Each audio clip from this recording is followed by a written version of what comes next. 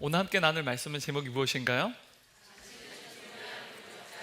네, 지난주에서 우리가 또 동역자에 대해서 빌레몬서를 함께 오늘까지 살펴보도록 하겠습니다. 여러분, 사람은 바뀌나요?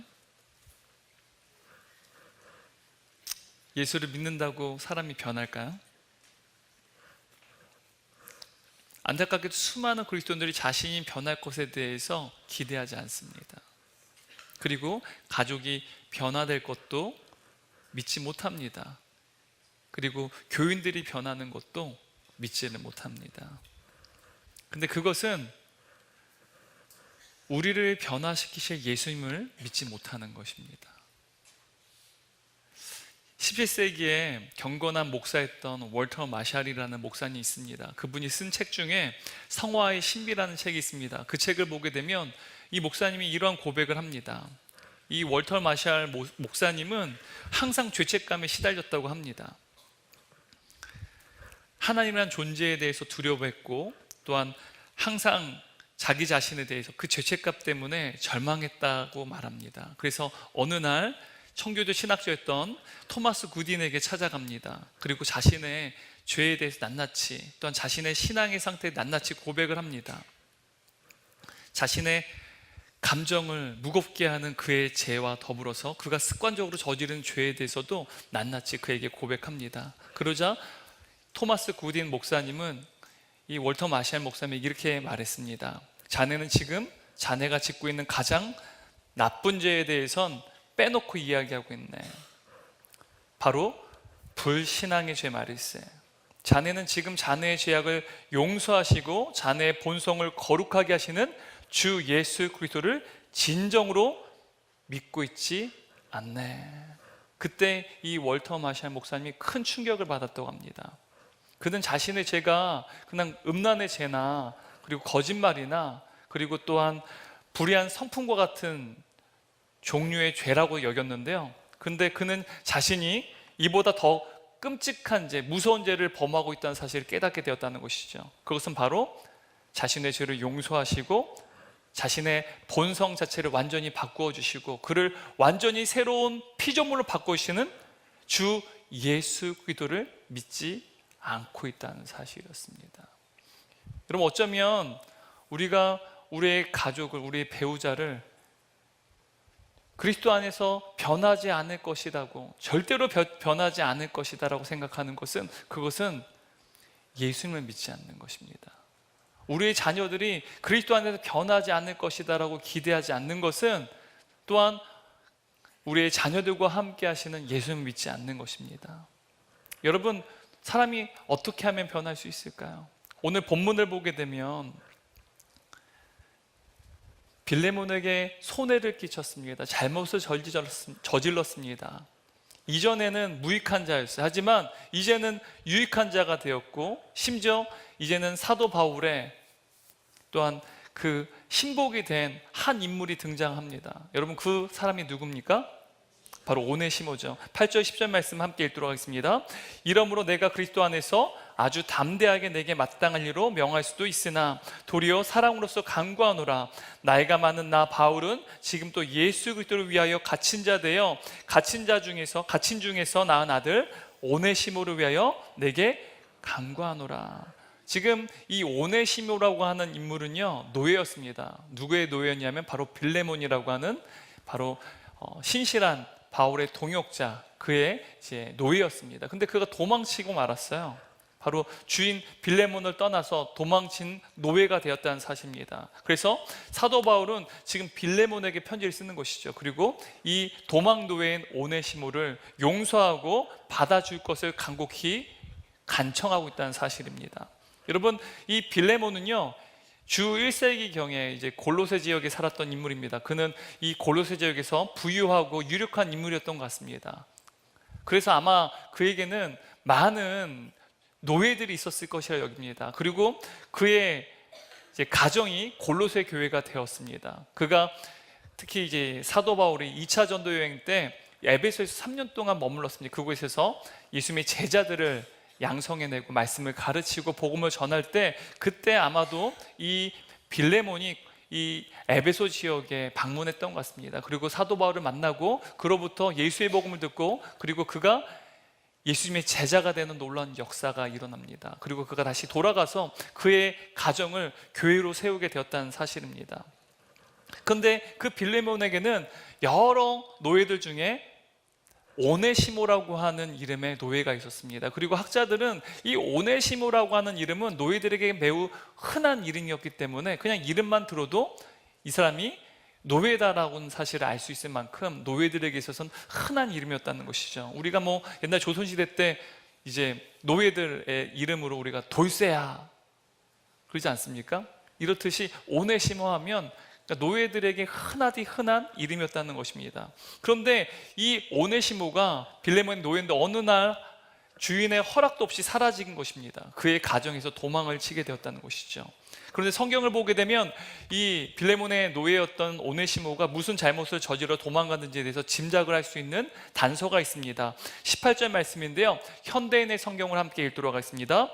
그가 그대에게 손해를 끼쳤거나 빚진 것이 있으면 그것을 나에게 청구하시오. 내가 다 갚겠습니다. 지금 여기서 손해를 끼쳤거나 빚진 것이 있으면 이라고 사도 바울은 빌레몬에게 지금 편지를 쓰고 있습니다. 그래서 성경학자들은 이 18절 말씀을 근거로 오네시모가 빌레몬에게 끼친 손해가 무엇인지를 두 가지의 견해로 이제 설명을 합니다. 첫 번째는요, 오네시모가 빌레몬의 재산을 가지고 도망쳤다. 그러니까 훔쳐서 도망간 건 도둑질을 했다는 것이죠. 그런데 이것은 추론입니다. 그러니까 성경에는 이 오네시모가 빌레몬의 재산을 훔쳐서 도망갔다는 기록이 없어요. 단순히 불의를 행했고 또한 손해를 끼쳤다는 이 말이 재산을 가지고 훔쳤다라는 사실을 좀 우리가 또한 받아들이기는 조금 약간 과장된 의미가 있습니다. 두 번째는 오네시모가 감당할 수 없는 재정적인 손해를 이제 주인 빌레몬에 끼친 것이죠. 그리고 그것을 도저히 책임질 능력이 없게 되자 어쩔 수 없이 도망가게 되었다라는 것입니다. 그래서 학자들은 이 두 번째 주장에 대해서 좀 더 일리가 있을 것이고 신빙성이 있다라고 말합니다. 그런데 여러분, 저는 이 두 가지 모두가 실제로 오네시모에게 적용될 수 있다고 생각을 해요. 약간 추론이기도 하지만 사실은 재산을 훔친 건 아니지만 여러분, 노예는 원칙적으로 주인의 재산입니다. 노예가 도망갔다는 사실은 실제로 주인의 재산을 도둑질한 것이라는 것이죠. 그러니까 뭐 빌레몬의 재산 중 일부를 훔쳐서 달아나지 않아도요, 노예인 빌레몬의 노예이자 빌레몬의 사유 재산인 이 오네시모가 그의 주인을 피해서 도망갔다는 것 자체가요, 사실은 빌레몬의 재산을 도둑질한 것이라는 것이죠. 그리고 또한 노예가 의무적으로 그의 주인을 위해서 섬겨야 될 일들이 있습니다. 근데 이 노예가 도망가게 되면 계속해서 주인을 섬길 수 있습니까? 없습니까? 섬길 수가 없게 되죠. 그러면 계속적으로 이 주인에게는요, 손해가 발생하게 된다는 것이죠. 그러므로 주인의 재산인 노예가 도망을 가게 되는 이 일은 주인의 재산을 도둑질한 것일 뿐만 아니라 도망 노예는 사실 고대 시대 도둑으로 여겼다는 것이죠. 그래서 로마법에 따르면 도망친 노예는 심한 매질을 당하고 사지 절단과 같은 잔혹한 고문을 당하면서 처형을 당하는 것이 관례였습니다. 어마무시하죠. 우리가 이제 조선시대 때 보면 능지처참이라고 하죠. 이게 소나 말에게 팔다리를 다 묶어서 사지를 절단내는 처형 방법 아니까 얼마나 끔찍합니까? 그러니까 본보기로 노예를 이렇게 처형한다라는 것이죠. 사실 만일 이 오네시모가 로마 정부나 혹은 이제 우리가 예전에 드라마 중에 뭐 장혁 씨가 나오는 드라마 중에 추노란 드라마 있지 않았습니까? 제가 그 당시에는 추노를 되게 재밌게 봤던 기억이 있어요. 그 드라마 때문에 노예를 쫓는 추노꾼이 있다는 사실도 드라마를 통해 처음 알았습니다. 아마도 로마 제국 안에서도요, 도망 노예들이 많았을 거예요. 그리고 도망친 노예를 잡기 위해서 또한 그 도망친 노예를 잡아서 또한 벌이로 삼는 추노꾼들도 아마 분명히 많았을 것입니다. 조선시대에도 많았는데 로마 제국화되는 얼마나 많았겠습니까? 그래서 도망친 노예인 이 오네시모도 아마 잡히게 되면 그의 미래도 사실은 굉장히 절망적인 상황에 놓이게 될 것이라는 사실을 누구보다 잘 알았을 거예요. 그래서 이런 절망적인 현실 속에서 이 오네시모는요, 어떠한 결단을 내렸습니다. 바로 로마 감옥에 갇힌 사도 바울을 찾아갔다는 사실입니다.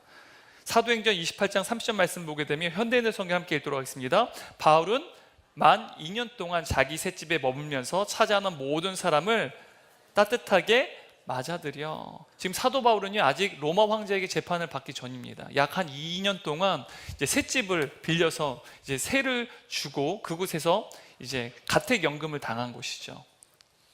그러니까 셋집에 머물면서 감금된 채 약 2년 동안 생활한 것입니다. 그러니까 사도 바울은 이 셋집에서 출입이 자유롭지 않지만, 이 셋집에 감금된 상태에 있어야 되지만 외부의 사람들은 얼마든지 누구든지 자유롭게 출입이 가능했다는 사실입니다. 로마 병사의 허락하에 누구든지 출입이 가능했다는 것이죠. 그래서 이 도망친 노예는 아마도 이 도망친 노예인 오네시모는 이 바울을 찾아온 것 같아요. 아마 로마에 있는 이 셋방에 방문했다는 말은 이 오네시모가 어디로 도망갔다는 사실을 우리가 유추할 수 있습니까?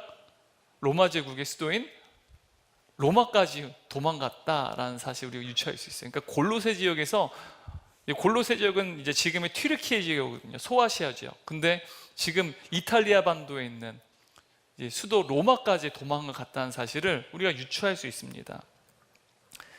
그리고 이 사도 바울이 이 빌레몬에게 편지를 쓰는 데 있어서 이 오네시모가 바울을 찾아간 그 이가 무엇인지 우리가 19절 말씀을 통해서 유추할 수 있는데, 19절 말씀을 함께 읽도록 하겠습니다. 나 바울이 친필로 쓰노니 내가 갚으려니와 내가 이외에 내 자신이 내게 빚진 것은 내가 말하지 아니하노라. 지금 내 자신이 내게 빚졌다라고 말합니다. 지금 빌레몬에게 쓴 편지잖아요, 이 빌레몬서가요. 근데 사도 바울은 빌레몬에게 너는 나에게 빚졌다라고 지금 말하고 있어요.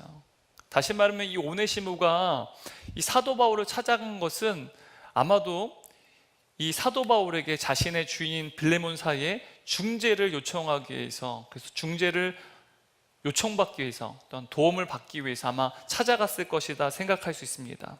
그러니까 로마법에 따르면 노예가 스스로 해결할 수 없는 문제에 직면했을 때 주인의 신실한 지인에게 중재를 요청할 수 있는 법이 있었습니다. 아마도 사도 바울은 지금 도망친 오네시모에게서 최후의 보루였을 거예요.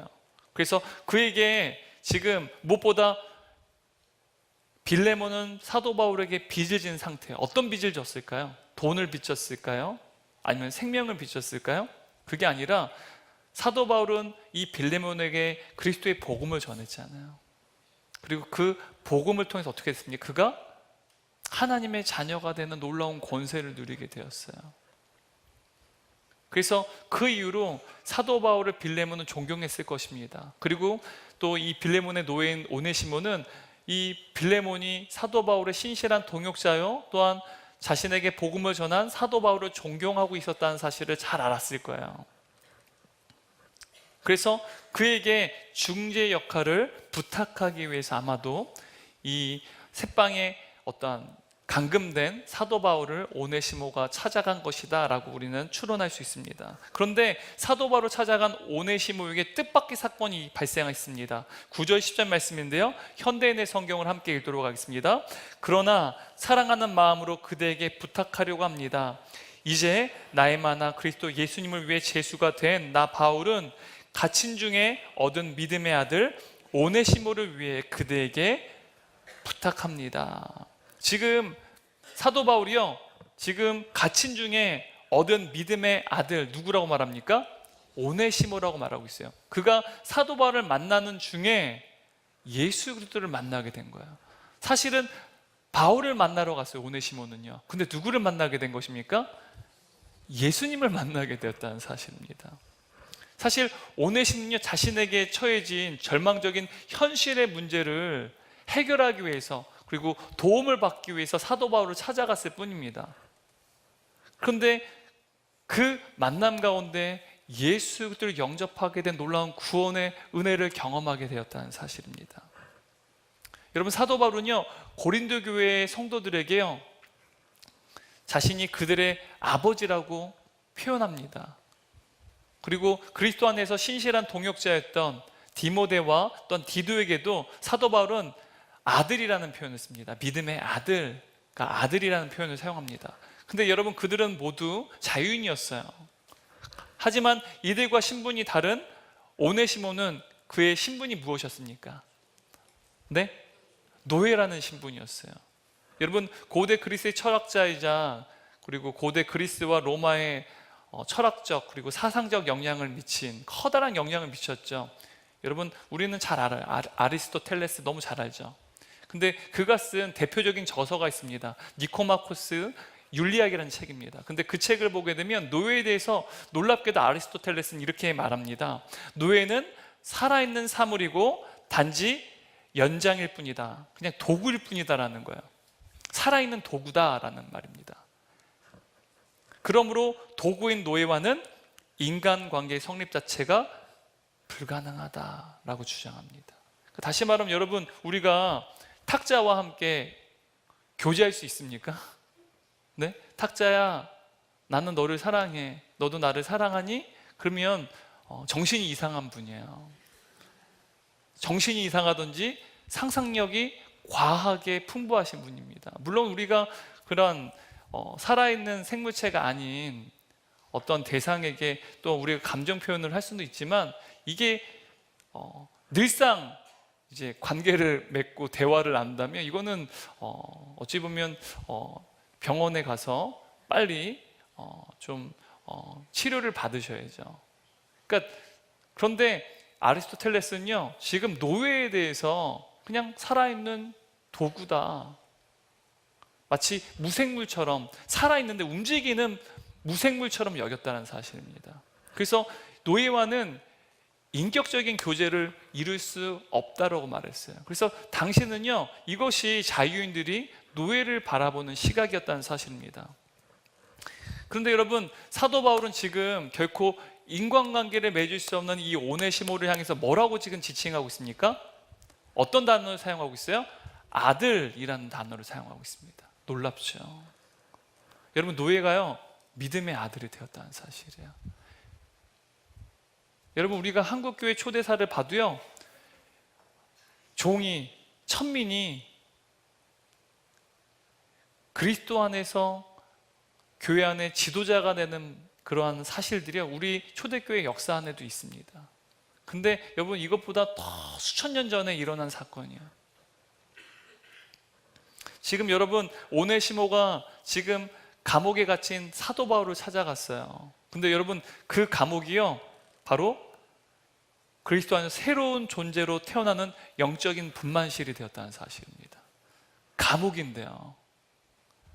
여러분, 우리가 어느 곳에 있든지 우리가 그리스도 안에 있다면 그것이 새롭게 또한 새로운 존재로 변화될 수 있는 또한 영적인 분만실이 될 수 있다는 사실, 오늘 또한 본문을 통해서 우리는 알 수 있습니다. 오네시모는 복음을 들으러 간 게 아니에요. 그의 현실적인 문제를 해결하기 위해서 지금 절박한 상황 가운데 사도 바울에게 도움을 청하러 갔다는 사실입니다. 그런데 놀랍게도 바울을 통해서 예수 그리스도의 복음을 듣고 그도 또한 바울의 신실한 동역자이자 그의 믿음의 아들이자 예수님의 제자가 된 놀라운 은혜를 누리게 되었다는 사실입니다. 여러분, 하나님께서는요, 오네시모가 단지 그의 삶 가운데 단지 인생의 어떤 문제를 해결하기 위해서 도움을 받으러 간 그 자리를요, 그의 신분을 넘어서 그의 존재 자체가 완전히 새로워지는 거룩한 자리로 만드셨다는 사실이에요. 여러분, 하나님께서 저와 여러분의 이미 이러한 놀라운 은혜를 행하지 않으셨습니까? 우린 죄인이었어요. 죄에 노예된 자들이었습니다. 결단코 하나님께 나아갈 수가 없었어요. 하나님과 관계를 맺는 것도요, 결단코 불가능한 존재였습니다. 하지만 예수 그리스도를 통하여서, 그분의 십자가의 죽으심을 통하여서요, 죄인인 우리가 의롭게 되었어요. 심지어 죄의 노예였던 우리가 또한 마귀의 자녀였던 저와 여러분이요, 하나님의 자녀가 되는 놀라운 권세를 누리게 되었다는 사실입니다. 지금 이 오네시모도요, 그리스도 안에서 이 놀라운 은혜를 누리고 있다는 사실입니다.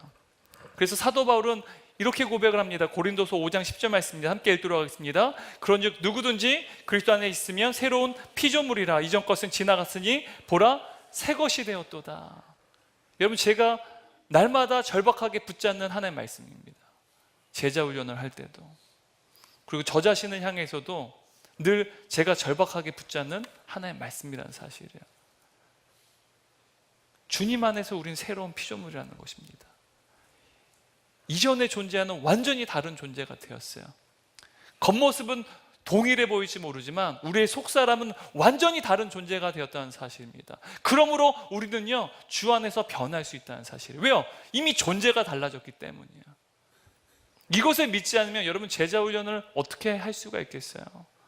제자 훈련을 통해서 한 사람 한 사람 예수님을 닮아가는 그 성화의 길을 걸어갈 것이라는 사실을 어떻게 믿을 수 있냐는 것입니다.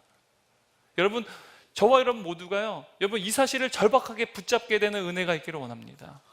반드시 나의 남편이, 나의 아내가 주 안에서 변하게 될 것이다. 아니, 이미 새로운 존재이기에 더욱 예수님을 닮아가게 될 것이다. 나의 자녀들이 그리스도 안에서 이미 새로운 존재이기 때문에 더더욱 날로 날로 주님을 닮아가게 될 것이라는 사실을 믿게 된 놀라운 은혜가 저와 여러분의 있기를 주님의 이름으로 축원합니다. 여러분, 오늘 본문을 통해서요, 지금 오네시모는 지금 복음을 듣기 위해서 온 게 아니에요. 현실적인 문제를 해결하기 위해서 지금 자신이 죽느냐 사느냐의 문제가 있습니다. 그래서 사도 바울에게 도움을 청하러 왔어요. 근데 사도 바울은 그때 그에게 지금 그의 생명이 위급한 상황 가운데 그가 도움을 청할 때 무엇을 전했다는 거예요? 도움을 줬습니까? 주지 않았습니까? 물론 궁극적으로 도움을 줬지만 그가 필요한 것을 먼저 주지 않았어요. 무엇을 그에게 전했습니까? 예수 그리스도의 복음을 전했다는 사실이에요. 여러분, 우리는 그러므로 어느 곳에 있든지, 우리가 설사 감옥에 갇혀 있는 상황일지라도 우리의 어떠한 상황이 마치 감옥에 갇힌 것처럼 절망적인 상황 가운데 있을지라도 때를 얻든지 못 얻든지 우리가 무엇을 전해야 된다는 사실입니까? 그리스도의 복음을 전해야 된다는 사실이에요. 왜요? 그곳이 설사 감옥일지라도, 그곳이 설사 절망적인 상황 가운데 있을지라도 복음을 전하면 그곳이 새로운 피조물로, 새로운 하나님의 자녀로 변화되어지는 영적인 분만실이 될 수 있기 때문입니다. 지금 사도 바울이 이러한 놀라운 일들을 경험하고 있지 않습니까? 우리는 날마다 우리의 현실적인 문제를 해결하는 것이 가장 긴급합니다. 근데 그보다 더 긴급하고 중요한 것이 있습니다. 그것이 무엇입니까? 구원을 얻는 거예요. 우리가 복음을 전하는 것이라는 것이죠. 여러분, 앞으로 우리가 11월에 추수감사주의를 통하여서 우리가 한영혼 대축제를 할 거예요. 여러분, 기도하고 계신가요? 올 한 해 내가 복음을 전하기로 또한 마음 먹고, 또한 올 한 해 동안 기도하고 있는 한 분 한 분이 계시라 생각해요. 여러분, 현실적인 문제는 늘상 우리에게 있어요. 근데 그보다 더 중요하고 더 시급하고 더 위급한 것이 무엇인지 아십니까? 구원을 얻는 거예요. 복음을 전하는 것이라는 것이죠. 지금 사도 바울은요, 지금 위급하고 절체절명의 상황 가운데 놓인 오네시모에게요, 복음을 전했어요. 왜요? 그게 더 시급하고 그게 더 중요한 문제이기 때문이었죠. 근데 여러분, 오늘 본문을 보게 되면 지금 오네시모가 그리스도 안에서 주의 복음을 듣고 새로운 피조물이 됐어요. 새로운 존재로 변하게 되었어요. 하나님의 자녀가 되었어요. 여러분, 너무나 복된 소식 아닙니까? 그런데 여러분, 이러한 내용이 지금 이 오네시모의 주인인 빌레몬에게 있어서는 어떻게 들렸을까요? 만약 여러분이 이 오네시모의 주인이라고 한다면 여러분에게 어떤 부하 직원이 여러분 사업을 하는데 엄청난 손해를 끼치고 도망을 쳤어요. 근데 그가 예수를 믿게 됐대요. 사도 바울은 그가 나의 믿음의 아들이 되었대요. 자신의 도망간 노예인 오네시모에 대해서 이러한 이야기를 들었을 때 빌레몬의 감정은 어땠을까요, 여러분? 좋지 않았을 것 같아요. 그죠? 아마도 분노를 느끼지 않았을까요? 적어도 긍정적인 감정은 갖지 않고 아마 부정적인 감정을 가지지 않았을까라는 생각이 들어요. 근데 여러분, 이 빌레몬에게요, 로마의 감옥에 갇혀있던 바로 사도 바울이 그에게 편지를 썼는데, 그리고 이 편지는 누구의 손에 이제 전달되었을까요? 오네시모의 손에 쥐어져서 바로 주인 빌레몬에게 전달되었어요. 여러분, 그 편지가 바로 오늘 우리가 읽은 본문인데요, 11절 12절 말씀을 함께 읽도록 하겠습니다. 그가 전에는 내게 무익하였으나 이제는 나와 내게 유익함으로 내게 그를 돌려보내노니 그는 내 신복이라. 너무나 중요한 말씀입니다. 먼저 사도 바울은요, 오네시모에 대해서 그가 전에는 무익한 자였으나 이제는 바울과 빌레몬에게 어떤 자가 됐다고요? 유익한 자가 되었다라고 말하고 있습니다. 여기서 이제 영어 단어 보게 되면 영어 단어에서는 이제 무익한 자, 쓸모 없는 자로 번역을 합니다. 그리고 유익한 자는 쓸모 있는 자. 여러분, 우리가 쓸모 있다, 쓸모 없다라는 단어를 무익하다, 유익하다는 단어보다 더 많이 사용하지 않습니까? 근데 똑같은 의미예요. 여러분, 우리의 인생을 살펴보게 되면 어쩌면 우리 인생은요, 누군가에게 쓸모 있는 존재가 되기 위해서 애쓰는 과정인지 모르겠습니다. 어렸을 때는 부모에게 쓸모 있는 존재가 되고 인정받기 애를 써요. 직장 생활할 때는 직장 상사에게 혹은 직장에서 많은 동료들에게 쓸모 있는 인재가 되기를 원한다는 것이죠. 근데 여러분, 내가 사회와 가정과 내가 속한 곳에서 쓸모 있는 존재가 아니라 쓸모없는 존재가 될 때 여러분 어떻습니까? 여러분, 내가 발을 딛고 있는 생업의 현장 속에서 내가 쓸모가 없다. 그러면요, 우리가 살 소망이 사라지게 된다는 사실이죠. 모든 것이 헛된 것이 돼버려요. 오늘날 많은 사람들은요, 쓸모 있는 존재가 되기 위해서 치열하게 살아갑니다. 여러분, 직장 생활 하시는 우리 남자 동역자분들 또한 여성 동역자분들, 직장 생활하면서 늘 고민하는 게 그거 아닙니까? 쓸모 있는 존재. 그거 말이 또 다른 말로 경쟁력이라는 단어로 우리가 표현되지 않습니까? 근데 여러분, 우리가 늘상 우리가 유익한 자가 되기 위해서, 쓸모 있는 자가 되기 위해서 애쓰며 살아가요.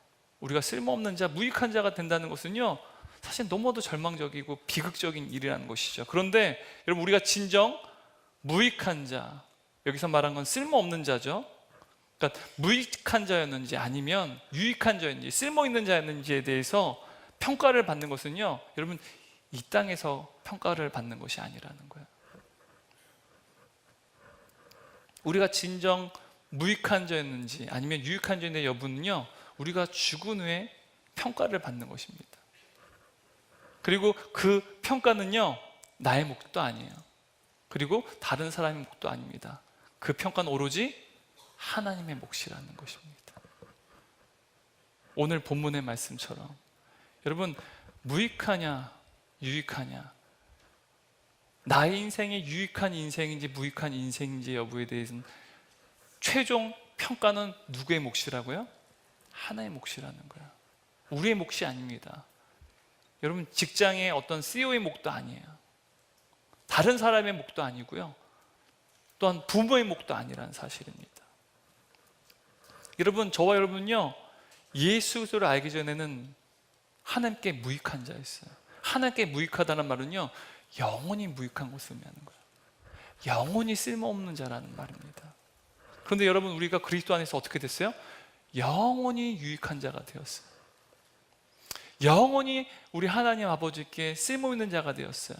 우리가 무언가 하나님께 쓸모있는 어떤 능력이 있거나 또 어떠한 기술이 있거나 또 우리가 어떠한 하나님을 위한 여러 가지 공로가 있거나 해서가 아니에요. 그냥 우리 존재 자체로 우리 하나님은 우리를 유익하다고 말씀하신다는 거예요. 왜요? 예수 그리스도의 생명으로 우리를 나신 바 되었기 때문에, 나은 바 되었기 때문에 하나님께서 우리를 존재 자체로, 우리의 행위나 우리의 공로 때문이 아니라 우리의 존재 자체로 우리를 유익하다라고 말씀하신다는 거예요. 근데 그 기한이, 유통기한이 언제까지예요? 영원이라는 사실. 이것이 여러분 동역자라고 하는 저와 여러분에게 부여된 존재의 의미라는 사실입니다. 영원히 유익한 자, 하나님께 영원히 쓸모있는 자. 여러분, 바로 이 평가가 이 땅에서뿐만 아니라 영원한 하나님 나라에서도 우리에게 하나님께서 주시는 평가이신 줄 믿으시기 바랍니다. 나는 영원히 유익한 자다, 나는 영원히 쓸모있는 자다. 누구에게요? 우리 하나님 아버지에게요. 우리 존재 자체가요 유익한 자들이에요. 내가 경쟁력이 있거나 내가 더 능력이 있거나 스펙이 좋거나 더 좋은 어떤 환경 가운데 있어서가 아니라 우리 존재 자체가 예수님의 생명으로 말미암아 우리는 유익한 자라는 사실입니다.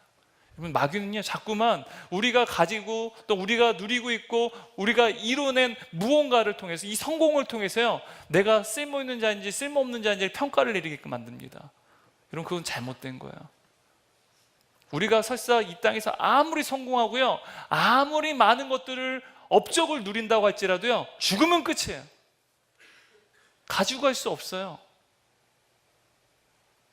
근데 오직 영원한 것만이 남아요. 근데 그 영원한 것이 무엇입니까? 바로 예수 그리스도의 생명이에요. 그분의 생명은요 영원한 것입니다. 그 영원한 생명이 저와 여러분의 것이 되었어요. 예수님께서, 하나님께서 저와 여러분 볼 때요 예수님의 생명의 가치를 보시기에 우린 유익한 자예요. 여러분, 언제나 나 자신에게 절망하고 또한 다른 누군가 절망할 때 우리가 그리스도 안에 있다면 우리는 영원히 유익한 자임을 믿으시기 바랍니다. 이어서 사도 바울은 오네시모에 대해서 내 신복이라고 말하고 있습니다. 여기서 여러분, 신복이라는 이 단어는 헬라어로 심장, 창자란 뜻이에요. 사실 이 창자라는 말, 이 배라는 말이에요. 근데 고대 시대 사람은요 마음이 여기 창자에 있다고 여겼어요. 오늘날에는 우리가 마음이 어디 있다고 말합니까? 심장, 그래서 heart 그러죠. 근데 사실은 이 창자가 사실 번역을 하게 되면 heart, 마음으로 번역을 해야 돼요. 그래서 사실 원래 단어는 이제 복부 혹은 창자이지만 사실은 나의 마음 혹은 또한 나의 심장이라고 번역하는 것이 훨씬 더 정확한 번역입니다. 지금 사도 바울은요 오네시모에 대해서 그가 전에는 무익한 자였지만 이제는 유익한 자가 됐어요. 뿐만 아니라 이제는 바울의 심장이 되었다는 거예요. 바울의 심장과 같은 자가 되었다는 사실입니다. 여러분, 그런데 우리에게 있어서 동역자가 그런 의미 아닙니까? 우리가 전에는 하나님 앞에서 무익했으나 이제는 유익한 자가 되었어요. 여러분, 옆에 있는 분들 보세요. 당신은 영원히 유익한 자입니다. 한번 서로 축복해 주십시다. 네, 당신은 영원히 유익한 자입니다. 앞뒤로 한번 더. 당신은 하나님 앞에 영원히 유익한 자입니다. 그리고 한 번 더 고백할, 당신은 하나님의 심장입니다. 네. 지금 사도 바울이요 오네시모를 향해서 사실은 빌레몬의 원수가 된 자예요. 근데 그에 대해서 지금 이토록 놀라운 고백을 하고 있습니다. 여러분, 우리에게 있어서도 이러한 놀라운 은혜가 있다는 사실입니다. 오네시모처럼 이전에는 우리에게 무익한 자였어요. 근데 이제는 우리에게 유익한 자로 변화하게 되고 심지어 우리의 심장과 같은 존귀한 동역자로 바꾸는 능력이 무엇일까요? 여러분, 가정에도 마찬가지고요. 또 사람이 아름아름 만나는 곳마다요 그 관계 가운데 어려움이 존재해요. 그죠? 어려움이 없으세요? 아유, 너무 다행입니다. 제가 이제 젊은이 사역할 때 제 제자들한테 그런 얘기를 해요. 직장에서 제일 힘든 게 뭐냐? 인간관계래요. 상사와의 인간관계요. 인간관계만 좋으면 일이 힘들어 참을 수 있는데, 여러분 사실이잖아요. 그죠? 일 힘든 것보다 인간관계가 나쁜 게 힘들어요. 그래서 많은 청년들이 그것 때문에 직장을 또한 사직하는 경우가 많아요. 아마 우리 장년들도 마찬가지일 것 같아요. 근데 우리 청년들이 그래서 다시 다른 회사로 이직을 했는데 갔더니 더한 사람이 있더라. 네. 그래서 아유, 구간이 명관이더라. 네, 그런 말을 하곤 합니다. 근데 저도 늘상 만나본 경험상 구간이 늘 명관이었어요. 더 지독한 사람이 오더라고요. 그러니까 위에 있는 이제 리더가 바뀌잖아요. 그러면 처음에는 좋은 것 같아요. 근데 가면 갈수록 구간이 명관이라는 사실을 항상 더한 사람이 오는 거예요. 제가 그걸 군대에서도 경험했고요. 어딜 가든 경험했어요. 그래서 제가 내가 리더가 되면 그러지 말아야겠다. 지독한 리더가 되지 말아야겠다. 그런 생각을 한 경험이 있어요. 근데 우리 청년들도 또한 우리 여러분들께서도 아마 그러한 관계의 어려움들을 많이 경험하시리라 생각해요. 근데 여러분, 우리 공동체 안에서도 가정 안에서 이러한 관계의 문제들이 발생한다는 것이죠. 우리한테 전에는 무익했어요. 쓸모가 없었어요. 이 사람이 있으면 늘상 더 힘들어요. 그냥 없는 게 나아요. 여러분, 이러한 분이 제자훈련 혹은 사랑방 안에 있으면 참으로 곤욕스럽죠. 그런데 여러분, 근데 이제는 그가 우리에게 유익한 자가 돼요. 심지어 우리의 십자가 같은 존귀한 동역자로 바꾸어지는 능력이 무엇일까요? 사도 바울은요, 무익한 자가 유익한 자로 바뀌어지는 그 능력이 무엇인지 이렇게 고백합니다. 빌립보서 2장 5절 말씀인데 함께 읽도록 하겠습니다. 너희 안에 이 마음을 품으라. 곧 그리스도 예수의 마음이니. 누구의 마음이요? 여러분, 우리의 마음이 아닙니다. 상대방의 마음도 아니에요. 누구의 마음을 품어야 되는데요? 예수 그리스도의 마음을 품어야 된대요. 근데 여러분, 이 그리스도 예수의 마음이란 무엇일까요? 이어서 사도 바울이 이렇게 고백하는데 빌립보서 2장 6절 8절 말씀 함께 읽겠습니다. 그는 근본 하나님의 본체시나 하나님과 동등됨을 취할 것을 여기지 아니하시고 오히려 자기를 비워 종의 형체를 가지사 사람들과 같이 되셨고 사람의 모형으로 나타나사 자기를 낮추시고 죽기까지 복종하셨으니 곧 십자가에 죽으심이라. 여러분, 이것을 그냥 간단 명료하게 정리하면 이런 말이에요. 피조물인 우리가 섬겨야 할 하나님이 우리를 섬기셨다는 거예요. 도리어 우리가 사랑해야 될 하나님이 그 하나님이 먼저 우리를 사랑하셨다라는 거예요.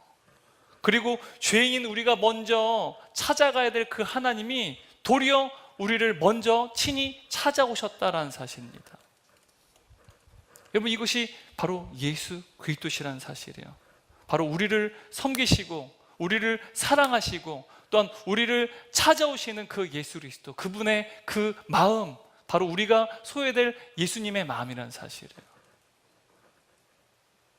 사실은 우리가 먼저 주님을 섬겨야 되고 우리가 먼저 주님을 사랑해야 되고 그리고 우리가 먼저 죄인인 우리가 주님 없으면 안 됩니다. 우리는 소망이 없습니다. 그래서 먼저 주님께 찾아가야 되는데 누가 우리를 먼저 섬기시고 사랑하시고 우리를 찾아오셨습니까? 예수님이요. 우리 예수님 그럴 필요가 없었어요. 근데 예수님이 왜 우리를 찾아왔습니까?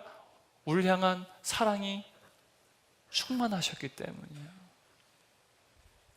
바로 여러분, 무익한 자가 유익한 자로, 또 무익한 자가 우리의 심장인 신실한 동역자로 바뀌어주는 그 능력은요, 바로 그리스도 예수의 마음에 달려있다는 사실이에요.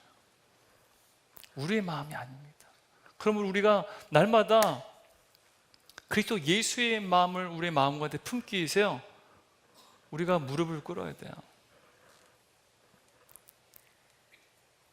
마치 우리가 무언가를 이루기 위해서 직장에서 치열하게 살아가지 않습니까? 학생들도 치열하게 공부를 학업에 매진하지 않습니까? 우리가 치열하게 살아가고. 그런데 여러분, 예수의 마음을 우리가 소유하기 위해서 여러분 얼마만큼 주님 앞에 무릎 꿇음을 치열하게 하십니까? 그리스도 예수의 마음을 우리가 소유하기 위해서는요, 우리 주님께 치열하게 무릎 꿇어야 돼요. 제가 제자훈련할 때 훈련생들한테 말합니다. 치열하게 무릎 꿇으십시오.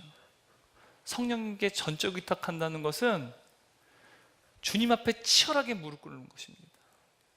내 능력으로 되지 않습니다. 내 힘으로 되지 않습니다. 여러분, 학생들에게 주님 앞에 치열하게 무릎 꿇는 건 무엇입니까? 하나님, 내게 지혜와 명철이 없습니다. 다른 친구들과 같은 뛰어난 능력이 없습니다. 하지만 내가 주님만 오직 의지합니다. 오직 모든 지혜와 총명의 주인은 하나님인 줄 믿사오니 내가 오직 주님만 의지합니다. 다른 사람들 보지 않겠습니다. 오직 주님만 의지합니다. 그리고 내가 최선을 다해서 공부하기 원하오니 주님 나에게 집중력 주시고, 그리고 내가 최선을 다할 수 있도록 능력을 주십시오. 여러분, 그 기도도 치열하게 기도해야 돼요. 하루에 한 번 하는 게 아니라 끊임없이 쉬는 시간에도 학업에 매진할 때마다 주님 앞에 치열하게 기도해야 된다는 사실이죠. 여러분, 이게 치열하게 무릎을 꿇는 것입니다. 우리의 능력이나 우리의 마음이 아니에요. 누구의 마음이라고요? 그리스도 예수의 마음이에요. 그 그리스도 예수의 마음은요, 예수의 영신 성령께서 우리에게 주시는 거예요. 그 성령 하나님께 이미 우리 안에 내주하고 계세요. 그분 하나님께 무릎 꿇고, 주님, 내가 주님과 같이 먼저 섬기고, 먼저 사랑하고, 먼저 찾아갈 수 있도록 주의 마음을 내게 공급해 주십시오. 주의 능력을 구하는 그 기도가 우리에게도 치열하게 요구된다는 사실입니다. 그런데 하나님께서는요, 저와 여러분이 그리스도 예수의 마음을 가지고 우리가 서로 존귀한 동역자로 세우는 능력을 소유할 수 있도록 우리를 훈련하신다는 사실이에요. 우리 주님께서 저와 여러분을 훈련하세요. 근데 이 사인을 볼 때마다 주님이 나로 하여금 그리스도 예수의 마음을 소유할 수 있도록 나를 하나님께서 훈련하시는구나 라고 우리는 또한 이 사인을 통해서 우리는 늘 생각해야 된다는 사실입니다. 여러분, 하나님께서 우리를 어떻게 훈련하실까요? 15절 상반절 말씀 함께 읽도록 하겠습니다. 아마 그가 잠시 떠나게 된 것은, 여러분 여기서 그는요 오네시모를 의미하는 거예요. 그가 누구를 떠난 것입니까? 그의 주인 빌레몬을 떠나게 된 것이죠. 그가 잠시 떠나게 된 것은 이란 이 단어가요, 우리가 한글 성경 볼 때는 잘 모르지만 이제 원어로 보게 되면 수동태입니다.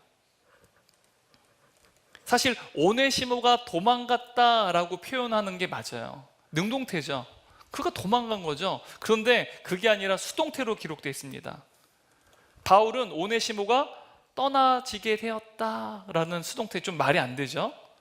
근데 이러한 뉘앙스, 수동태로 사도 바울이 기록한 이유는요, 오네시모의 떠남의 배후에 누군가 관여했다라는 뜻이에요. 원어에는요 주어가 없어요.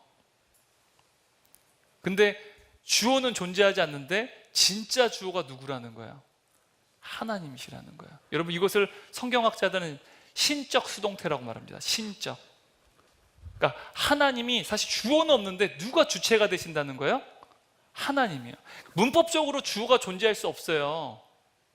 그런데 문법적으로는 주어가 존재하지 않는데 하나님이 주체가 되신다는 것을 분명하게 나타낼 때 학자들은 이것을 신적 수동태다라고 말합니다.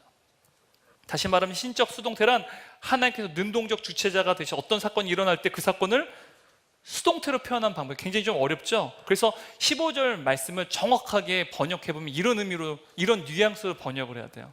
하나님께서 오네시모가 빌레몬에게 도망치는 일에 개입하셨다라고 번역해야 돼요. 이게 정확한 번역입니다. 왜요? 신적 수동태이기 때문에. 누가 주체세요? 하나님이에요. 누가 빌레몬에게 오네심을 도망가도록 일하셨다는 거예요? 하나님께서요. 근데 여러분, 사도 바울은 왜 오네시모가 그의 주인 빌레몬으로부터 도망친 사건 가운데 하나님의 개입, 하나님의 섭리가 있다라고 고백하는 것일까요? 그 이유가요, 15절 하반절에 기록되어 있는데요, 15절 하반절 말씀 함께 읽겠습니다.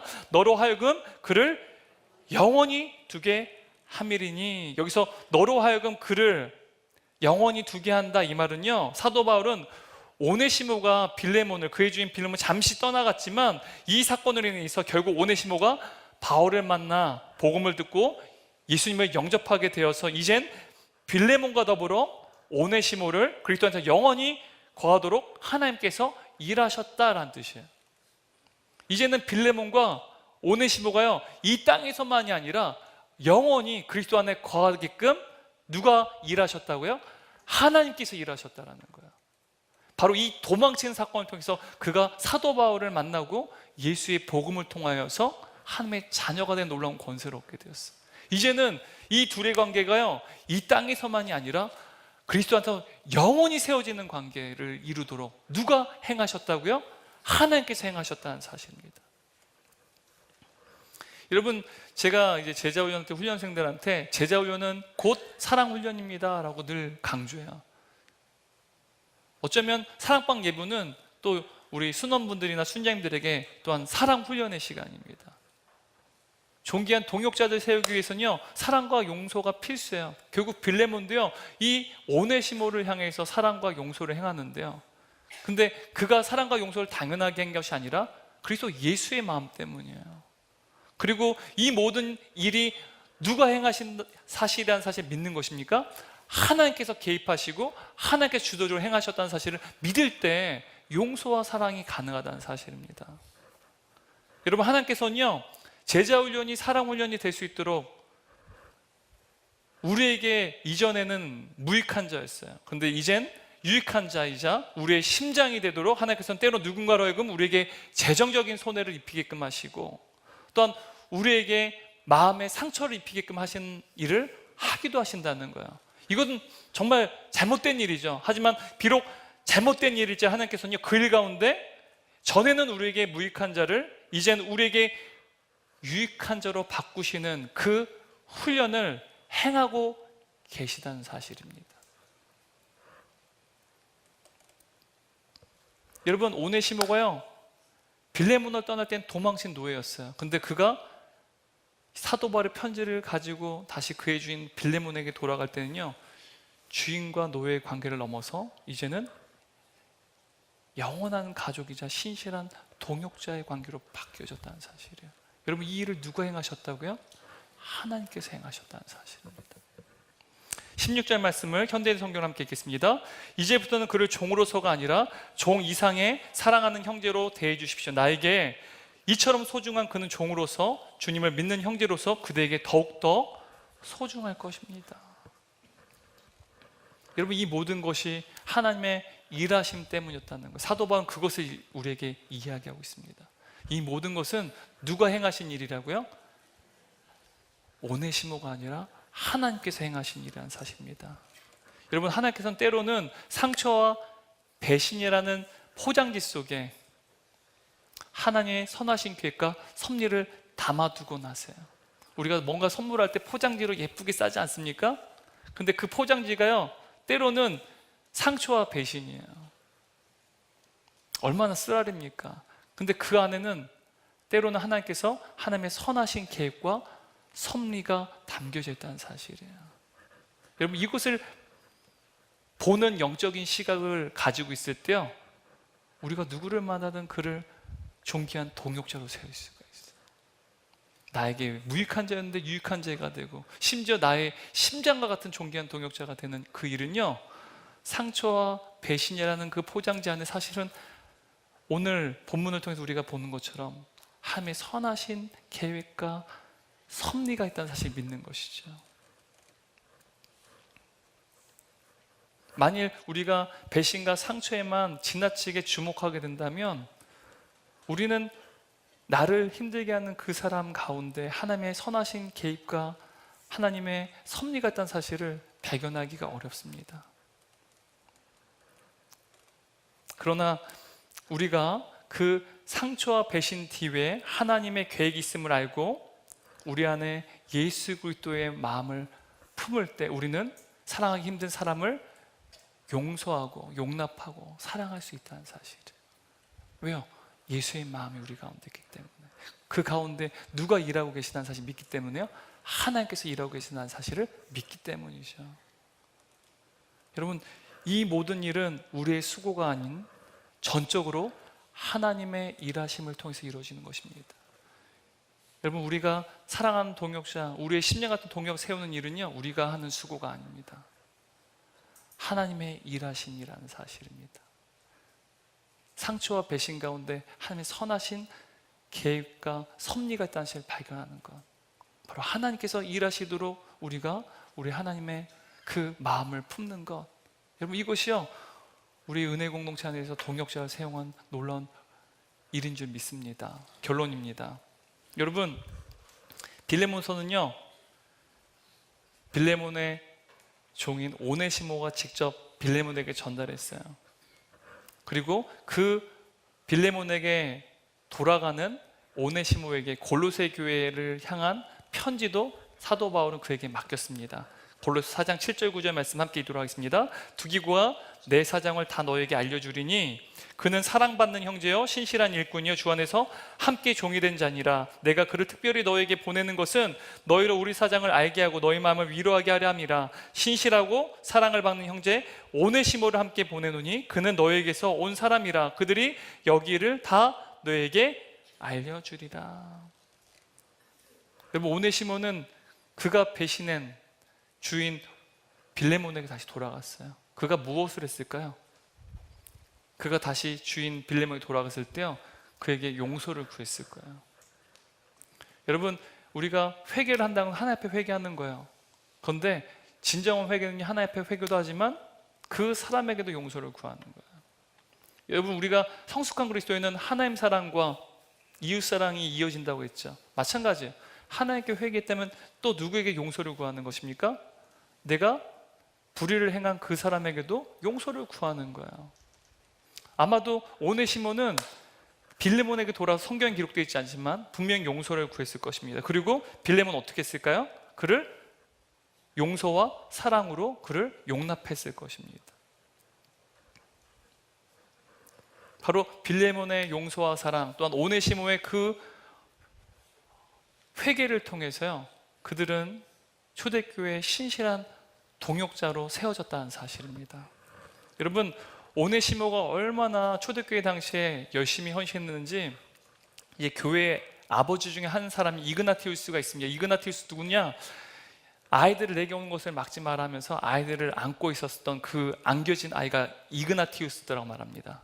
초대교회 전승을 보면 예수님의 품에 안겼던 아이가 이그나티우스라고 말합니다. 근데 그가 주 107년에 안디옥 교회에 이제 감독이 됐습니다. 지도자가 됐습니다. 그런데 그가 이제 교회를 박해하는 로마 제국에서 체포되어서 순교를 당하기 직전에 소아시아에 있는 많은 여러 교회들에게 편지를 씁니다. 그리고 그는 에베소 교회에도 편지를 썼어요. 근데 그 편지 내용이 이렇습니다.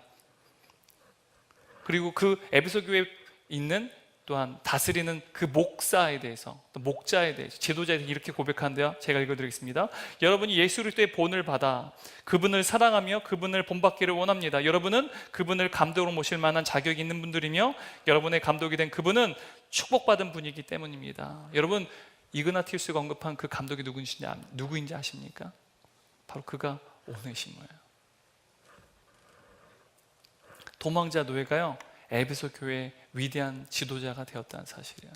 목사가 되었다는 사실입니다.